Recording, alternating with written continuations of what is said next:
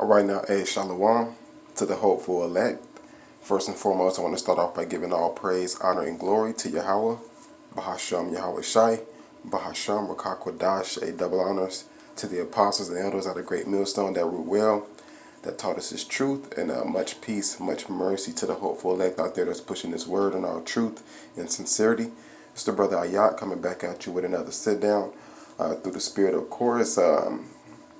I was just thinking back, I believe it was last week, I seen Apostle Gabar, he had posted a video. I think he was basically speaking on how it is said by basically, the Christian bug outs, the followers of, Vocab Malone and people of that nature basically are trying to say that, that great millstone do not preach the gospel, So, I don't know if people been under the rock or, they're not paying attention or, they can't understand plain English,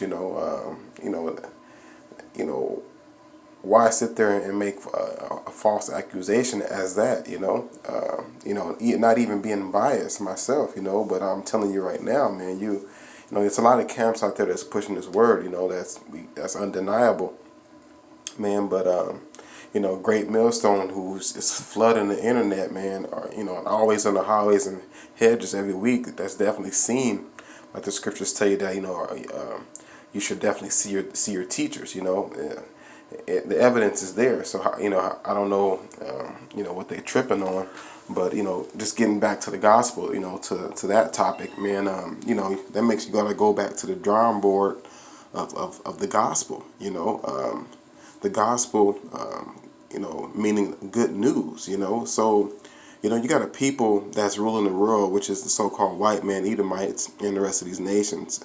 What good news do they actually need? I mean, everything is gravy with them, They clearly, oppress Israel, the nation of Israel, our people, the so-called Negroes, Latinos, and Native Americans, and like the scriptures tell you, man, they are the head and we are the tail, So what good news do they need, They get the top line of everything, They, like the scriptures say, they are not in trouble as others are. You just have to damn the girl Amber G, commit a damn murder, to her neighbor, which that's clearly BS. You know what I mean? It's their damn neighbor.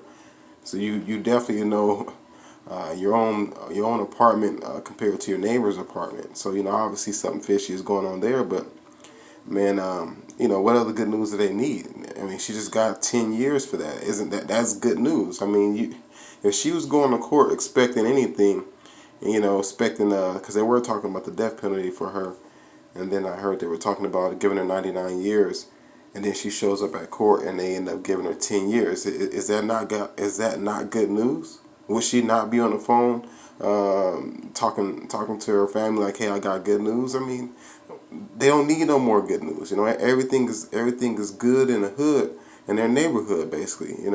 It's the people that are oppressed, that are at the bottom, the so-called Negroes, Latinos, and Native Americans, which actually need the good news, which actually the good news is written for them. You see what I'm saying? So the Heavenly Father says, he was definitely angry with us, but he would definitely again choose Israel and at the end and show everlasting mercy towards us, and that's what it's about. So that's what the gospel is really about. It's about the mercies that showed. It's about the Heavenly Father giving His only begotten Son to bring us back to the Heavenly Father. Now that's the good news. That's the gospel. You know what I mean? So it's been polluted, definitely, by the so-called white man for all these years, and a lot of our people believe it, man. So then you got the elders and apostles of Great Millstone, pushing this word in truth and sincerity on the highways and hedges, like it's supposed to be preached, and the so-called white man knows he's excluded from that, so now he has a problem with it, and he wants to try to, paint a bad picture on Great Millstone and say that, we're racist and we're not preaching the gospel, But anybody with, a right mind state that has the understanding, that's mature, that's able to deal and actually, go to the scriptures and hear each other out. Like the scriptures tell you, state your cause. Let us. I'm trying to. I'm paraphrasing, but basically, let us reason with each other, like the scriptures say. So if you approach it that way, then you'll hear the gospel being preached in its purity. Like it's supposed to be preached. I got a couple precepts, to back up everything I'm saying, man. But like I was saying, like not even to be biased, man. A great millstone, man. They, and going hard in the paint, basically. It's just straight up, man. Whether you hear or forbear, like if you think about it, that what the brothers have been doing lines up with the scriptures perfectly. Rebuking. Scriptures say they hate him that rebuketh in the gate. So who's actually doing the real rebuking? And and scriptures say prove all things. Who's doing that part?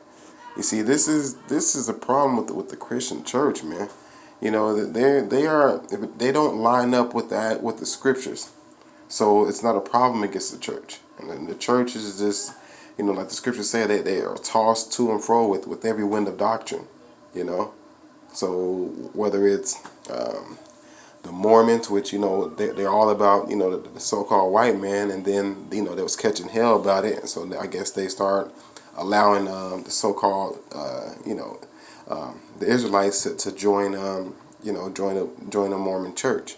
You got the Catholics, where they call in these popes and calling them father, and just listening to them, bowing down, you know, but doesn't line up with the scripture. So you got the Catholic, you got the Mormon, you got the Baptist church where it's a concert every week, basically, and the pastor, he good because he just, he raking in the dough, and any other church out here, man, you got to go back to the scriptures, man, and see what the church is and who it pertains to, which the church, meaning the word call out, you know, um, you know, basically, you have Moses giving the law, statutes, and commandments to the children of Israel. That's basically the church. When we fled out of Egypt, basically. I said we, not everybody.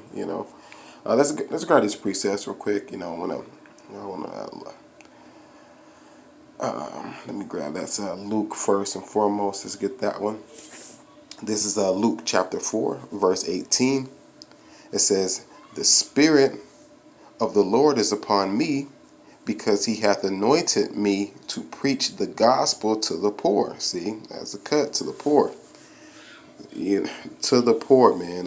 In a poor condition and poor general, even money wise. When you think back in the days when, when like the 50s, 40s, the so-called white man, he wasn't considered a damn poor class. He up there getting his shoes shined. It's him that taking this lady out. A night on the town. You know what I mean? That's the role that they played. Not Jake. Jake was in a damn basement somewhere. So to preach the gospel to the poor, he hath sent me to heal the brokenhearted. See, to heal the brokenhearted, which that's Jake all to a T. Straight brokenhearted, man. Heartbreaking all aspects. Brokenhearted, having our family getting took away from us, slaving away, getting beaten and whipped, looking up for some hope, for help, basically, and just getting spat on by the so-called white man, straight up brokenhearted, to preach deliverance to the captives. Another cut, to the captives, and we're still in captivity to this day. It tells you that in Baruch 3 and 11. It says, "And recovering of sight to the blind." Now that's a strong point. Recovering of sight to the blind. Because it's crazy. Even in the Christian church, they always sing that song, "I once was blind, but now I see." So do you really see? But they do admit of being blind. When has a white man ever admitted to being blind? He's a know-it-all. to set at liberty them that are bruised. And we're definitely bruised. We're bruised physically for all the beating we've been taking, and mentally bruised. You know what I mean? Let's grab a couple other precepts, just so, just to drive the point home. Um, let's grab.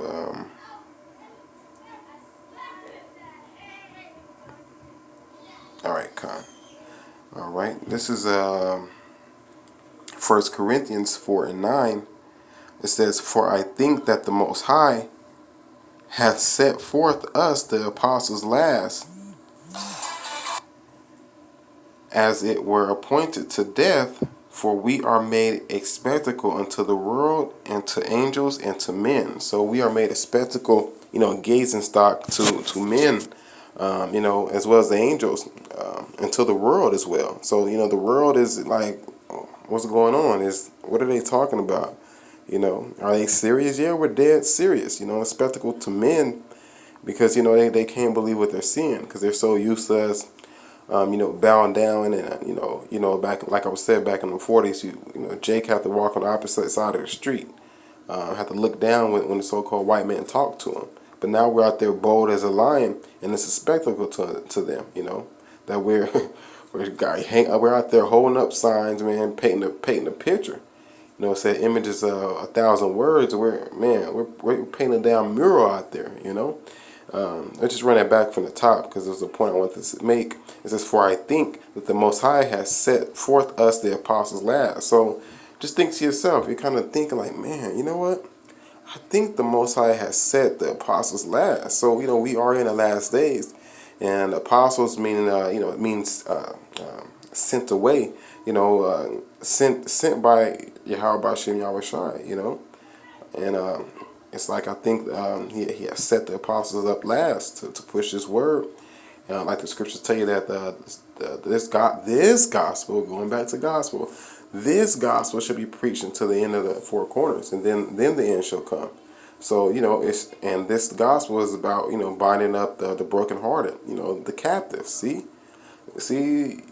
man, the so-called white man is excluded. He's trying to include himself, and he look at them curses. See, now he about to be heartbroken. Well, he already heartbroken as it is, but he gonna be even more heartbroken as time moves on.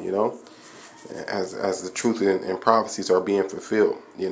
As the Most High said, He's setting up an army right before your eyes, and you're definitely seeing it. You know, and we are hated, like the scripture said. We are really hated. The Christians ain't hated. Um, let's see. All right, got two more precepts real quick. All right, this is Matthew 5:15. It says, "Neither do men light a candle and put it under a bushel, but on a candlestick, and it giveth light unto all that are in the house." See, so scriptures tell you that the judgment must start at the house of at the house of the Lord, basically at the children of Israel. So this is the house that the apostles and elders and brothers on down has been has got their their candle lit, and it's been letting it shine. We've not been putting the light under a bushel, basically to hide the light. You see, and the churches don't have the light. Let's go ahead and put that out there too. So that's you're talking about the apostles and elders are the great millstone and brothers on down. To say that they're not preaching the gospel, they are definitely with the light and letting it shine, And the so-called white man, here he is, he's playing that perfect role as a damn hater, But ultimately, it is not us that speak, So he ultimately, we know that he hates Yahweh Shem Yahweh Shai, clearly, And I got last scripture, to paint the picture like I wanted to. This is 1 Timothy 5:17. It says, "Let the elders that rule well be counted worthy of double honor, especially they who labor in the word and doctrine." See? So we always give double honors to the apostles and elders of the great millstone that rule well, Especially they who labor in the word and doctrine, which the apostles been laboring uh, since I came in the truth, even before I even knew anything about the truth. And even before a lot of brothers that in the truth right now are even born, apostles is out there on the highways and hedges, straight up being a spectacle, like I read in a previous scripture.